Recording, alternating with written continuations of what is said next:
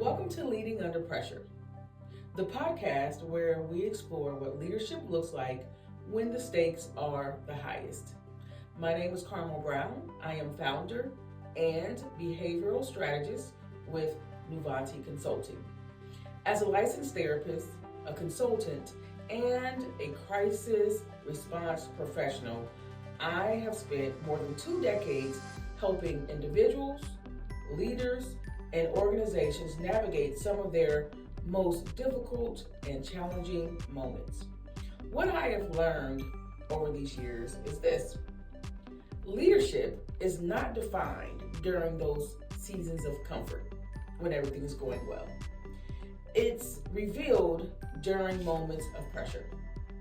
Each episode of Leading Under Pressure, we will explore the psychology of leadership, organizational behavior, workplace culture, and the human side of decision making. Because the way the leaders respond under pressure shapes not only the outcomes, but the people and the cultures that they lead. Thank you for joining me. So let's get started. Now, I first want to mention that some conversations that we have to have, some of those difficult conversations that we must have in the workplace and in those environments in which we lead, change a person's career, their overall trajectory of their career. Other conversations change the way that those employees see themselves, changes their overall identity. Today, we're talking about one of the most difficult responsibilities a leader will ever face in their career: disciplining or terminating an employee.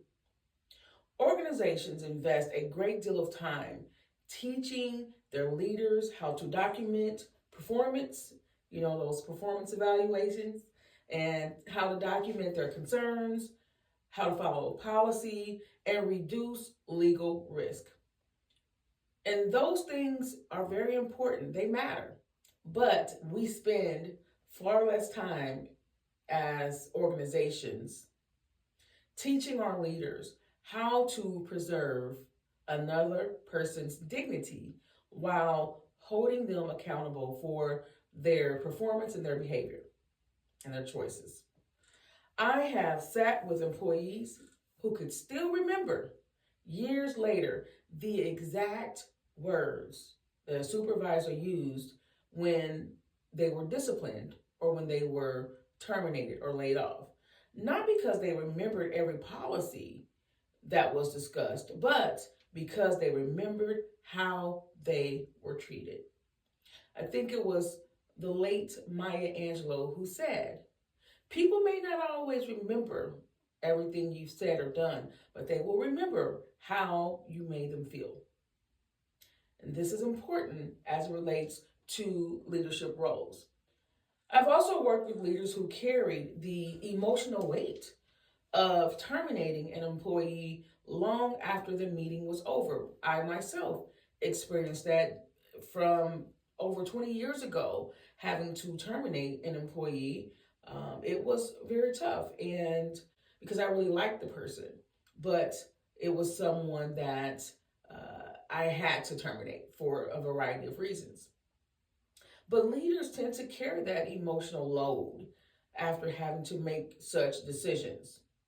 Very often we question whether or not we handled it well, whether or not we could have done more to help the employee to improve performance prior to making that decision. And also whether or not we have unintentionally caused any unnecessary harm in that process. So today's conversation is not about avoiding accountability. It's about understanding that accountability and dignity are not competing values. Great leaders understand that both can exist in the same conversation. So today's episode is called Discipline with Dignity. I have personally spent years sitting with people after one of the worst days of their professional lives. I've listened to people describe disciplinary meetings and terminations that happened 5, 10, even 20 years earlier. What's remarkable isn't that they remember being disciplined. They often remember exactly how they were treated. Very often, leaders think they are managing performance. Employees often experience a threat to their identity during this process of discipline. Every disciplinary conversation creates two outcomes. Outcome number one is the organizational outcome, and outcome two is the human outcome. So let's first talk about the organizational outcome. The organizational outcome is this is where you answer: was accountability addressed? Was policy followed? Was performance corrected? Okay. And then outcome number two, the human outcome: did the employee leave feeling respected, regardless of whether or not they were terminated or whether or not they had written or verbal discipline? Did they feel humiliated in that process? Did they lose trust? Did they lose hope? And did they leave believing that they had value as a human being beyond the mistake that they made that resulted in the discipline? And great leaders care about both of those outcomes, not just one. Poor leaders only care about the first outcome, the organizational outcome. So, why are we having this conversation? Because I want to help leaders navigate the moments that define culture within their organizations. That is the main reason we're having this conversation today. A person's dignity should never become collateral damage in the pursuit of accountability. Most leadership books and podcasts usually focus on things like how to discipline someone. I want to focus on what discipline feels like from a human perspective. Leaders often conduct disciplinary conversations under significant pressure themselves. And I want to mention that behavior is often the last thing to change. Poor performance is usually the visible symptom of a deeper issue or process, even when accountability is necessary. Understanding that process leads to better leadership. So, what are your processes that you have in place? And then, trauma informed leadership. You can acknowledge that many employees carry unseen histories of things like rejection, failure, adversity, without suggesting leaders excuse poor performance. So that's a really big one, guys. Many employees carry things that we don't see, things like rejection in their past, and adversity and failure. And they're not necessarily showing up and expecting us to excuse their performance. Okay. And then psychological safety is critical. You guys hear me talk about it all the time. And this is how organizations handle discipline. It sends a powerful message, not just to the individual that's being disciplined, but to everyone else who's watching, those that remain within your organization. Executive behavioral risk. We've got to talk about that because a leader's behavior during those difficult conversations becomes a defining moment for organization culture and trust, whether we want it to or not.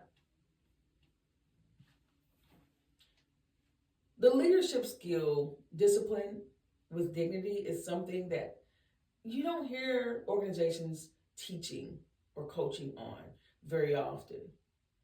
And as I stated earlier, an employee's dignity should never become collateral damage in the pursuit of holding them accountable for performance issues or behavioral issues or misconduct. We spend a great deal of time teaching leaders within companies how to document performance problems, follow progressive discipline, that's verbal discipline, written discipline leading up to termination for most organizations. But we spend a great deal of time teaching our leaders that are responsible for hiring and firing those things, and we teach them how to reduce legal risk for the company.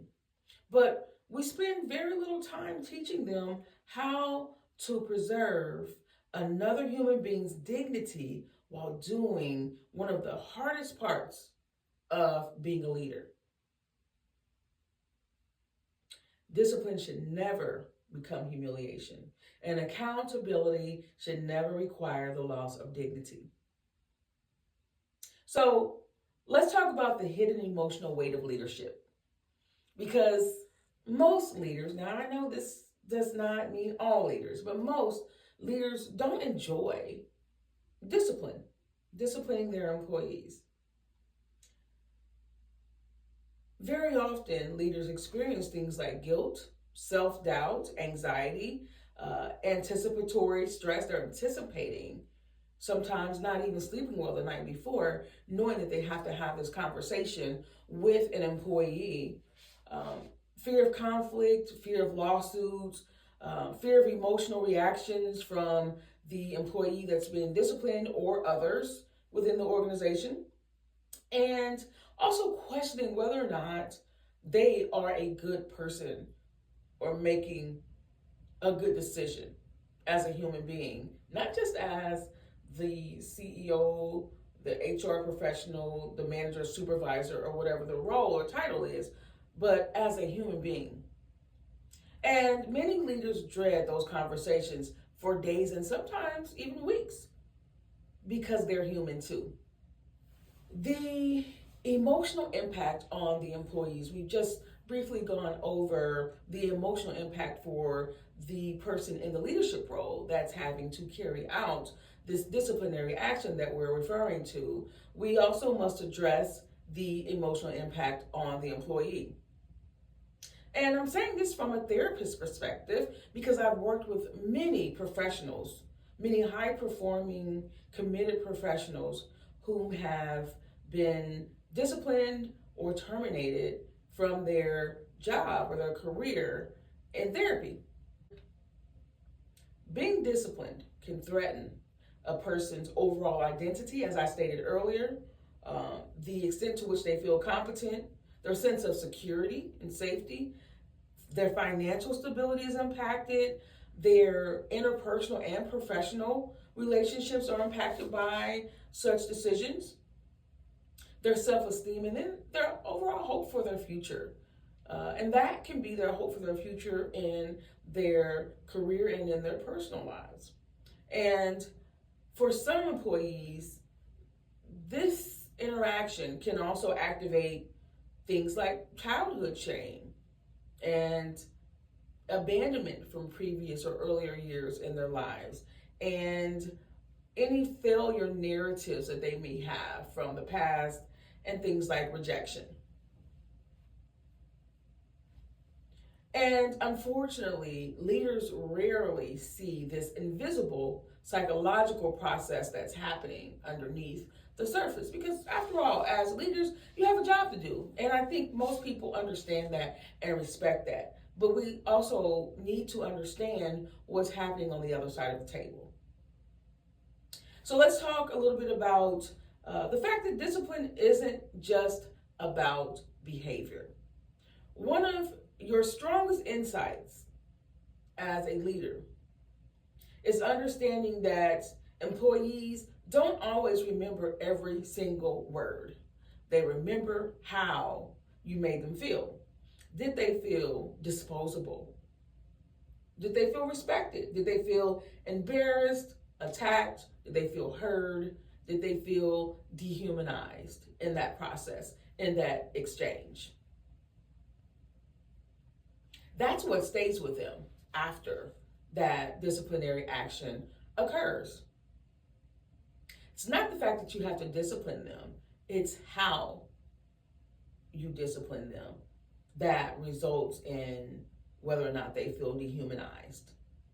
And I want to talk real quick about 6 principles of discipline with dignity.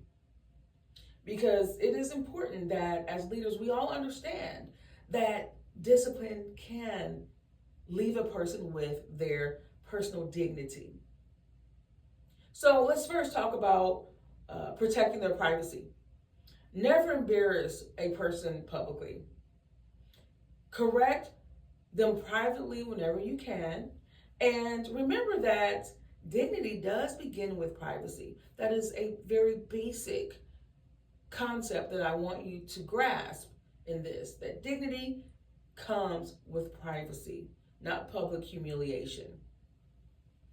And the second thing I want to mention is being able to separate the human being, the person, from their performance or from their mistakes. Separate the person from the performance instead of maybe telling them that you've noticed that they're lazy and they're inconclusive and inadequate, saying things like the expectations haven't been consistently met because their behavior is not their identity, and that's not the message that you want to send to your employees as you are engaging in disciplinary action. And the next thing I want to mention is be clear. Be clear without being cruel, specifically. Kindness does not require ambiguity. Compassion does not require avoiding accountability. Leaders often confuse empathy with avoiding difficult conversations. So keep those things in mind. And then next, I want to briefly talk about the importance of allowing the employee to maintain or keep their voice. And this is simply done by asking questions. Help me understand what you've been experiencing. Even with the outcome that you are anticipating, meaning the outcome's not going to change, maybe they're going to be terminated or suspended regardless, but you're still asking them and giving them permission to verbalize their experience in the whole process. Allowing them to speak preserves agency. Feeling heard matters, guys. Don't take their performance issues and mistakes personal. Don't make the person defend their value or their worth. And this is huge. The goal isn't to win. Nobody wins when someone's terminated. The goal is understanding, clarity. And you want to avoid things during this exchange of disciplinary action. You want to avoid things like personal character attacks. And this is why I said don't take it personal. You want to avoid things like sarcasm and kind of piling on things, bringing up unrelated mistakes maybe they made months or even years ago, or even weeks ago. You want to avoid making examples out of people. I've seen that very often in organizations. This person needs to be terminated because it is a message that's being sent to the rest of the employees or the organization. Don't use a person that's maybe an easy scapegoat as an example. Next, I want to mention the importance of leaving the employees with their humanity. Don't dehumanize them. And this may become something that you continue to encourage throughout your organization on an ongoing basis. Because an employee may lose a position, they should never lose their humanity. Never. And keep this in mind. If termination is necessary, which unfortunately sometimes it is, talk about the reality of the circumstances. Termination is sometimes, like I said, necessary, very appropriate, it's fair, it's protective of the organization, and sometimes termination is simply responsible. Is a responsible thing to do because you are very often removing risk from the organization and the rest of the employees that you have. However, necessary doesn't mean careless. Great leaders recognize that this may be another Tuesday or Wednesday for the organization or for the person that is delivering the disciplinary action, but it may be a defining moment or a defining day for the individual that's being terminated's life. So think about that perspective as you are making these decisions. Something I want you to consider. Your former employees will tell this story for years throughout their life. And the question is, what story will they tell? Will it be, they treated me like garbage, they treated me like I was disposable? Or it was painful, but they treated me with respect? And that story impacts the employer's brand, company morale, trust among the employees that are remaining, your professional reputation within your organization and within your community, and a sense of psychological safety within the culture of the company that you are running or managing. This is a really important statement that I want you to consider, maybe even consider writing it down. Leadership is tested less by how you celebrate success with your employees and team members than by how you handle someone's worst day. I'm going to repeat that. Leadership is tested less by how you celebrate success within your organization than by how you handle someone's worst day. So take that into consideration as you move forward. And so as I get ready to wrap up here soon, I want to challenge you with something. I want to leave you with something reflective in nature. Every leader eventually has to have a difficult conversation that they wish they didn't have to have with an employee. When that day comes, I want you to remember this. You cannot always protect someone's position or role or title within the company, but you can always protect their dignity. Before you end any disciplinary meeting, leaders should always be able to answer the following questions.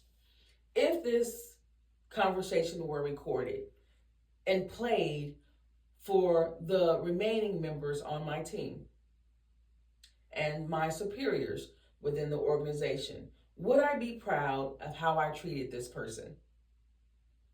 Did I correct the behavior without attacking the person? And did I preserve that individual's humanity? Did I allow them to leave with self-respect? Would I want someone that I love to be treated this way at work, even on their worst day, when they're learning that they're no longer employed?